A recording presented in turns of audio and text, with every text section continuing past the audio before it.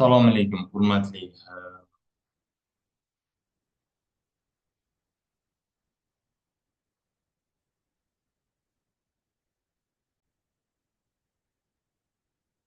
Assalomu alaykum, hurmatli onlayn darsimiz kuzatuvchilari. Keyingi darsimiz differensial skanerlovchi kolorimetr DSK analizi haqida bo'ladi. DSK analizi asosan polimer materiallarda bo'ladigan turli xil, demak, fazoviy o'tishlar, o'sha fazoviy o'tishlar jarayonidagi ekzotermik, endotermik jarayonlar, entalpiyani o'zgarishi, polimerlarni kristallanish darajalarini o'zgarishi va hokazo ma'lumotlar haqida, demak, asosan, demak, ma'lumot almashamiz sizlar bilan. Ho'p, differensial skanerlovchi kolorimetr polimer materiallarini, demak, ma'lum bir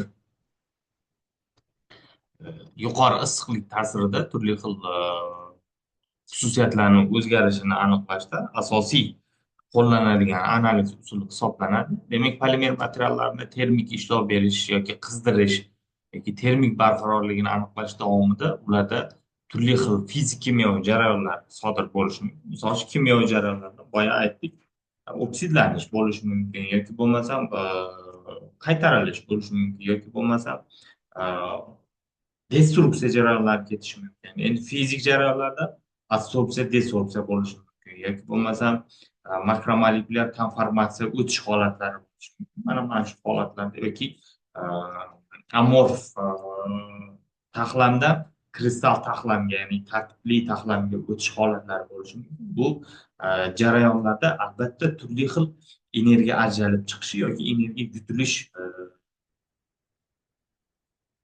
bilan sodir bo'ladi. Ya'ni ma'lum bir energiya almashinish natijasida bunday jarayonlar sodir bo'ladi. Albatta, bunday jarayonlarni analiz qilishda differensial skanerlovchi kolorimetriya e, analiz usuli yordamida o'sha jarayonlarni, ya'ni yuqorida ta'kidlab o'tgan jarayonlarimizni amalga oshirish uchun qaysi aynan ekzotermikmi, endotermikmi jarayon, ya'ni energiya yutilishi yoki energiya ajralib chiqishi bilan borganligini amalga oshganligini bilishimiz mumkin. Ya'ni material tomonidan yutilgan energiya qiymati yoki ajralib chiqqan energiyani qiymati, ya'ni endotermik yoki ekzotermik qiymatlar yoki endotermik yoki ekzotermik jarayonlarni aniqlash imkoniyati mavjud bo'ladi. Demak, ikkala endotermik ham ekzotermik jarayon ham ikkalasi ham fizikaviy va kimyoviy jarayonlarda ham albatta endotermik va ekzotermik hodisalar kuzatilishi mumkin. Ma'lum bir darajada o'sha polimerlarni termik analiz qilayotganda juda ko'p miqdorda olinadi. Taxminan 5-10, maksimum oshib borsa bir 15-20 milligram atrofida olinadi. Va namuna o'sha analiz qilinayotgan namuna suyuq yoki qattiq bo'lishi kerak. Gaz bo'ladigan bo'lsa, bunday holatda demak termik analiz qilish imkoniyati mavjud bo'lmaydi. Endi fizikaviy jarayonlar, misol uchun bug'lanish yoki kimyoviy jarayonlar, misol uchun parchalanish, demak, makromolekulalarni destruksiyaga uchrab ketish holatlari issiqlik yutilishi bilan boradi. Bunda asosan endotermik jarayon ketadi yoki issiqlik ajralib chiqishi bilan borishi mumkin. Bu ekzotermik jarayon hisoblanadi. Demak, bu holatda uch xil, o'sha differensial skanerlovchi kolorimetriyada uch xil holat kuzatiladi. Demak, birinchi qizdirish davomida o'sha DSK egrilarida shishalanish, ya'ni shishalanish o'tish holati hisoblanadi. Keyingisi kristallanish va undan keyingisi suyuq oquvchan holatga o'tishi mumkin. Demak, bu holat asosan amorf, boya yuqorida aytib o'tdik, termoplastik polimerlarda, ya'ni yarim kristal yoki amorf tuzilishga ega bo'lgan polimerlarda bunaqa xususiyat kuzatiladi. Asosan amorf polimerlarda kuzatiladi. Demak, polimerlarda boradigan jarayonda, misol uchun ekzotermik jarayon bo'lsa, mana demak, kristallanish jarayoni o'sha ekzotermik jarayon hisoblanadi. Suyuq oquvchan holat esa endotermik jarayon hisoblanadi. Ya'ni demak, asosan o'sha egzotermik jarayonlarda makromolekularda o'zgarishlar sodir bo'ladi. Ya'ni fazaviy o'tish holatlari sodir. Misol uchun bu yerda ko'radigan bo'lsak, kristallanish harorati 138 gradusda, demak polimer kristallanish haroratiga ega ekan. 236 gradus Selsiyda esa demak nimaga ega ekan? Erish, o'sha suyuq oquvchan holatga o'tish holatiga ega ekan. Ya'ni suyuqlanish holatiga ega ekan. Bu jarayonda demak energiya o'sha ajralishi, yutilishi demak 45 kilojol, 45 joul gram qiymatda tashkil qiladi. Endi o'sha qizdirish davomida issiqlik yutilish jarayoni, o'sha namunani issiqlik yutilish jarayoni, uning issiqlik sig'imi ham deb yuritiladi. Shishalanish harorati bilan nima kristallanish haroratini o'sha chegarasi bu TSH, ya'ni shishalanish harorati deb belgiladi. Endi ko'radigan bo'lsak, nimada kristallanish haroratlarini ko'radigan bo'lsak, egzotermik cho'qqilar bular asosan kristallanish yashirin energiyasi ham deyiladi. Kristallanish yashirin energiyasi o'sha yerda hosil bo'lgan demak cho'qqi bilan belgilanadi. Keyingisi suyuq oquvchan holat esa suyuqlanish issiqligi ham deb ataladi. Bu endotermik cho'qqi hisoblanadi. Asosan bu ataktik polimerlarning kristallanish holati sodir bo'lmaydi, chunki ataktik polimerlarda ya'ni bizada ataktik, izotaktik, sindotaktik demak tuzilishga ega bo'lgan polimerlar, makromolekulalar bo'lganligi uchun demak asosan kristallanish, ya'ni tartibsiz taxlamdan tartibli taxlamga o'tadigan makromolekulalar asosan izotaktik va sindotaktik polimerlar hisoblanadi. Ataktik polimerlar demak kristal holatga o'tish demak holati mana bu egzotermik cho'qqi kuzatilmaydi, chunki bularda kristallanish, ya'ni tartibli taxlamga o'tish holati mavjud emas. Keyingisi ko'radigan bo'lsak, DSK egrisi yordamida qisman demak entalpiya qiymatini ham aniqlash mumkin. Demak jarayonni entalpiyasi qanday qiymatga ega bo'ldi. Endi shishalanish haroratida deyarli entalpiya qiymati o'zgarmaydi, chunki u yerda egzotermik yoki yaqqol egzotermik yoki yaqqol endotermik holat kuzatilmaydi. Shuning uchun bu holatda entalpiya qiymati deyarli o'zgarmaydi. Xo'p, ana endi differensial skannerlovchi kalorimetriyada, ya'ni DSK analizida fizik o'zgarishlar qaysilar, kimyoviy o'zgarishlar qaysilar haqida ma'lumot beradigan bo'lsak, fizik o'zgarishlar asosan egzotermik fizik o'zgarishga adsorpsion va kristallizatsiya holatlari fizik o'zgarishlarga kiradi. Demak, bilingki, agar polimer material qizdirish davomida egzotermik cho'qqi bo'ladigan bo'lsa, bu yerda yo adsorpsiya, agar egzotermik cho'qqini qiymati baland bo'ladigan bo'lsa, ya'ni balandligi yuqori bo'ladigan bo'lsa, bu kristallanish holati ketgan bo'ladi. Demak, bilingki, egzotermik cho'qqi bo'lsa, polimer materiallarni qizdirish davomida DSK analizida bu yerda adsorpsion yoki kristallizatsiya holatlari ketadi. Endotermik cho'qqi bo'ladigan bo'lsa, bu holatda desorpsiya bo'lishi mumkin, suyuq oquvchan holatga o'tishi mumkin yoki g'oyiqlashish holati ketishi mumkin. Kimyoviy o'zgarishda egzotermik bo'ladigan bo'lsa, oksidlanish bo'lishi mumkin, parchalanish bo'lishi mumkin, qayta strukturalanish holati bo'lishi mumkin. O'sha kristallanish holati kiradi deydi. Endotermikda esa qaytarilish, parchalanish, degidratlanish holatlari kuzatilishi mumkin. Demak, egzotermik holat bo'lganda yoki endotermik holat bo'lganda polimerlarda qanday o'zgarishlar bo'lishini mana shu ma'lumotlardan bilib olishingiz mumkin.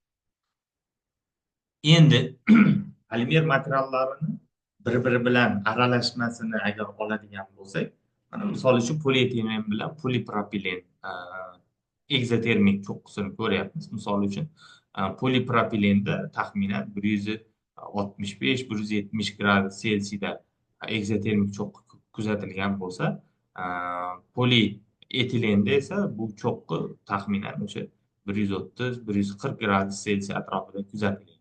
Bular aralashmasida bu egzotermik cho'qqilar namoyon bo'ladi, faqat o'sha qisman siljigan holatda, intensivligi ham o'zgargan holatda bo'lishi mumkin.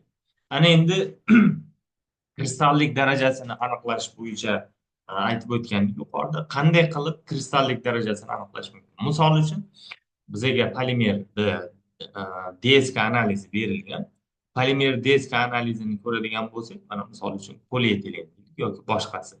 100% kristallanish kristal polimer uchun, demak, shishalanish, ya'ni kristallanish cho'qqisi hisoblanadi. Mana misol uchun ko'radigan bo'lsak, o'zi umuman 100% kristallanish holatiga o'tganda 78,2 joul gram demak qiymatga ega bo'ladi egzotermik cho'qqi.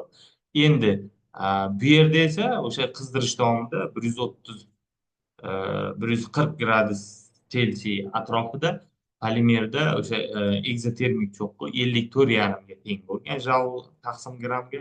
Demak, 54,5 joul taqsim grammni 100% ga ko'paytirib 78,2 ga bo'ladigan bo'lsak, bu yerda demak ayni shu polimerni differensial skanerlovchi kalorimetr DSK analizi yordamida kristallanish darajasini topganimizda 69% kristallanish darajasiga ega bo'lgan kristal tuzilishli polimer mavjudligini demak ko'rishimiz mumkin. Endi kristallanish darajasi qancha yuqori, qancha past ekanligini o'sha egzotermik cho'qqini qancha kengligi va yuqoriligi, ya'ni balandligiga qarab turib aytishimiz mumkin ekan. Misol uchun mana bu yerda ko'radigan bo'lsak, bu yerda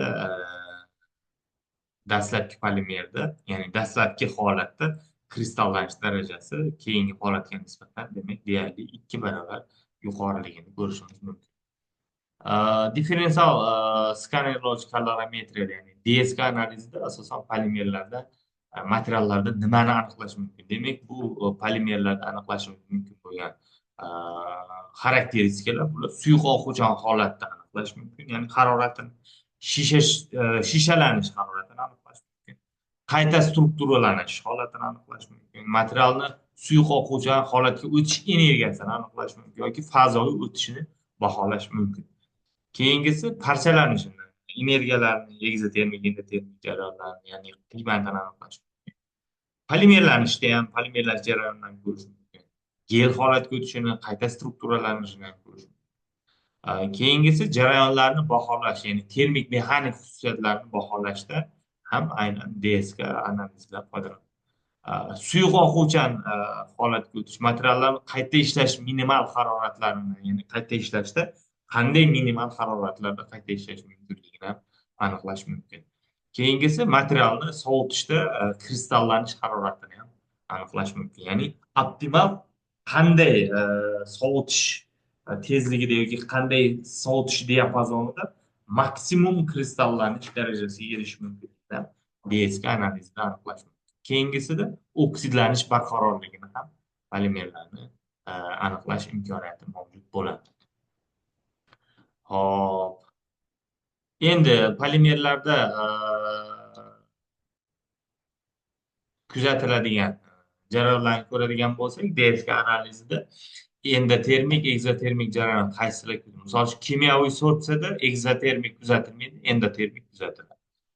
Desorbsiyada egzotermik kuzatiladi. Suvsizlanishda egzotermik holat kuzatiladi. Parchalanishda egzotermik holat. Oksidlanish degradatsiyasida endotermik. Gazsima atmosferani, demak, atmosferada oksidlanishda endotermik. Gazli atmosferada atmosferaning kamayishida demak endotermik. Oksidlanish qaytarish reaksiyalarida egzotermik. Qattiq holatdagi reaksiyalarda egzotermik va hokazo, demak jarayonlarni kuzatish mumkin. Endi sizlarga bermoqchi bo'lgan materialim demak termik barqaror polimerlar. Boya yuqorida aytib o'tdik. Termik barqaror polimerlar asosan termik barqaror bo'lgan polimerlar o'sha makromolekular asosiy zanjirda demak nima halqa saqlagan polimer. Misol uchun poliparafinilen, polibenzil imidazol, polikinazolin yoki poliaksazol, bular hammasi 600 gradus Selsiyadan yuqori. Poliimid, boya aytgandik, poliimidni termik barqaror polimer, ya'ni 585 gradus Selsiy. Polifenilen oksidi 570. Va shunga o'xshagan boshqa, demak, polimerlar, ya'ni tarkibida o'sha makromolekul bilan asos zanjirda halqa saqlagan polimerlar termik barqaror polimerlar hisoblanadi. E'tiboringiz uchun rahmat. Keyingi darslarda uchrashguncha.